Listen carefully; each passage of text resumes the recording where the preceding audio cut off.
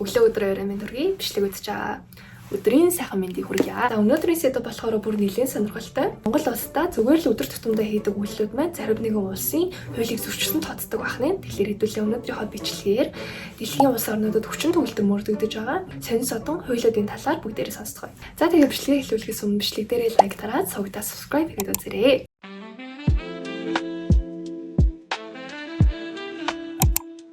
Нэгнийх нь болохоор Сингапур улсаас эхэлж байгаа. За Сингапурт болохоор богц ажиллагыг хориглодог байна. Сонин байгаа. За ялангуяа гудамжаар явж байгаа баригдах юм бол 1000 синга доллар буюу 2 сая төгрөгийн хавуултай байна. За энэ хууль нь өөрөө 1992 оноос хойш хүчин төгөлдөр байгаа бөгөөд за гудамж талбайгаа цэвэрхэн байлгах, түүнчлэн галт тэрэг за олон нийтийн газраа ерөөдөө бол цэвэрхэн байлгах зорилгоор ингээд богц ажиллахыг бол Сингапур хориглодог байна. За дараагийнх нь болохоор Япон улс байгаа. Японд болохоор шивэстэн хүмүүсийг гадуур явахыг хориглодог.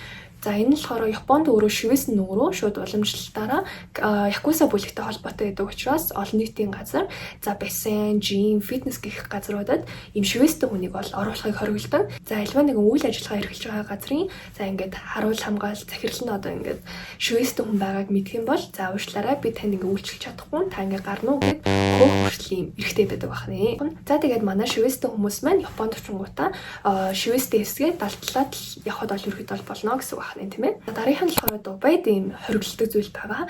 За энийг болохоор би Дубайд өөрөө гайд хийж явж байгаад хүмүүстэй гоё тайлбарлаж өгөхдөө судалж байгаад олсон. Дубай болохоор өөрөө маш ийм шашны хууль чангатай улс байгаа. Шашин бол маш чанга улс гэсэн үг. За тэгэхээр ил одоо ийм хосууд нь ил дадгай ийм газар, за мөн олон нийтийн газар ингээд хоорондоо тэрвэрлдэх, өмсөлдөх зэрэг бол хориотой байдаг. За энэ нь болохоор өөрөө дан ганц араб үндэстэн гэлтгүү мөн жуулчилж явж байгаа хүмүүст ч гэсэн хамаатай. Тийм болохоор та бүхэн маань бас усыг нь уул ёсыг нь дагдаг шиг ингээд Дубайд тэрвээ очиж аялахаар болвол олон нийтийн газар хосороо бол ингээд гар хөлнөөсөө бариад хайр дурлалын ил зүйл бол хийж болохгүй байна. За тэгэхээр ерөөдөө бол Дубай маань өөрөө маш юм хууль чангатай араб улс чинь юм хууль чангатай болохоор хуулийг нь сайн судлах нь чухал байна шүү. Би та нарт нэр аягүй сонирхолтой зүйл ярьж өгье. Манай ээж ингээд 8-9 жилийн өмнө ингээд Дубайд очиод хүнд ингээд уламжлалт Монголд бол ингээд Чингис хааныхаа гоо ингээд архийг хүнд бэлгэлэгч нь бол айгүй хүндэтгэлийн зүйл гэж үздэг штэ.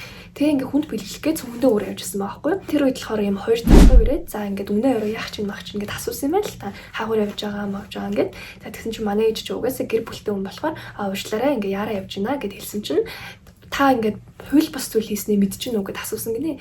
Тэгээ яасан ингээд тэгсэн чинь ингээд цөмөндөө архиаваа явж байгаа нь өөрөө Дубайд бол хууль бос зүйл. Олон нийтийн газар за ингээд ил тод ингээд биш ч гэсэн цөмөндөө хүртэл ингээд согтууруул хундаа авч явах нь өөрөө хууль төрчсөн гэж үздэг.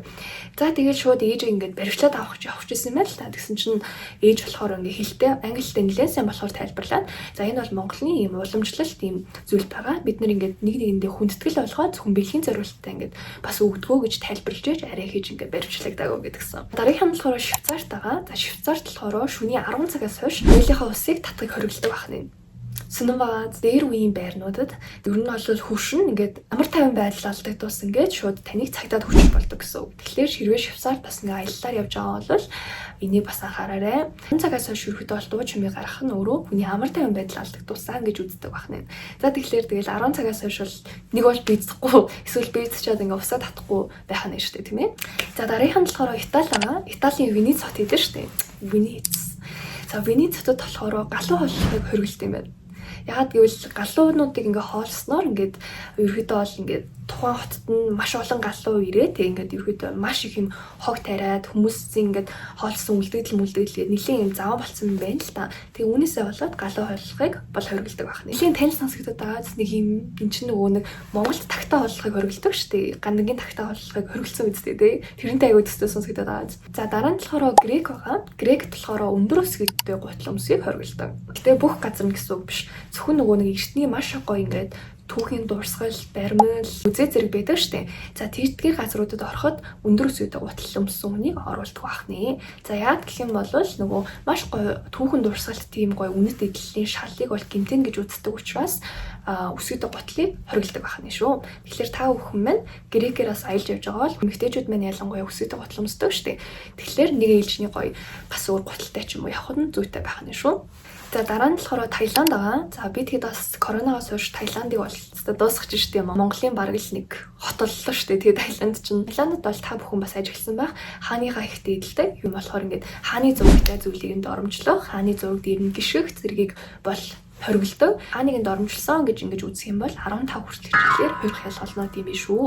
Нилээн чанга бахна шүү. Мэдээж Таиланд мэн нэг тийм хааныхаа зургийг бол хивс мөсөн дээрээ тавьдаггүй байх. Тэгээд хэрвээ нэг зураг мураг нь таараад гიშгэж юм бол ийм азгүй зүйл тохиолдох нь шүү. Боломжтой байхгүй л тийм ээ. За хамгийн сүүлд нь болохоор Америкийн нэгдсэн улс байгаа. Америкийн нэгдсэн улсын Аляска муж гэдэг шүү дээ. Маш гоё те. Бас миний очиж үзэх хүсдэг газруудын нэг. За Аляска мужид болохоор юм далайн хавны бүтээгдэхүүнээр далайн хавны махаар хийсэн юм хоолны газрууд идэв юм байна л да. За энэ хоолны газарт болохоор сэрээгээр хоол идэх хоригддаг байна. За яагаад гэж бодож байна?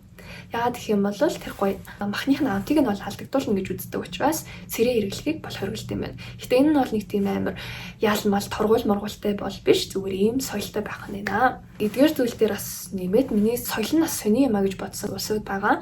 За би өөрөө бас энэтхэг усаар аялж ирсэн. Энэтхэгт болохоор би энэтхэгийн одоо газрын зургийг үзүүлж байна. Тэгээ хүмүүс бол ерөөхдөө бол хойдлын Таж Махал эдэргээд хойдлоор нь Бангладеш гэдэг хотуудаар ер нь аялт юм билээ. Би болохоор ингээд хамгийн урд Тамил Наду гэдэг аймгаар аялсан. Энэ болохоор шууд энэтхэгийнхаа далайтай шууд ингээд задгаа гэсэн үг байхгүй.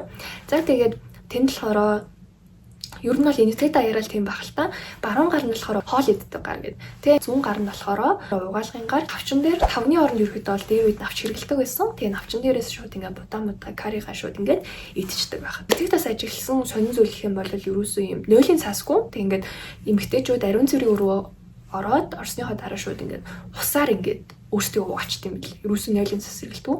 Тэгээ би ингээд суул дурны эхлэл амар ньютон байгаа харан гайхаад идэг гэсэн чинь шууд дээрээс нь ингээд ус шүрчдэг юм билээ. Үүнээр Дубай бас яг тийм байсан заяа ингээд. Ерөөдөө бол Дубай моол гэх зэрэг том газруудад бол тийхгүй. Бусад ерөөдөө бол газруудаа ингээд ус ингээд шууд дээгүүрээ шүрчдэг юм билээ. За энэтхэгийн хувьд тийм байна. Би нэрээс 10 жилдээ сурагч сурцаагаар Герман улс руу явж байсан байхгүй юу? Тэр үед болохоор шууд манай айлынхан шууд ингээд өндгөө чансан өндгөө ингээд шууд хаслангуудаа бид нар ч ингээд хаслал яг ийм болохоор шууд ингээд идчихдэг шүү дээ.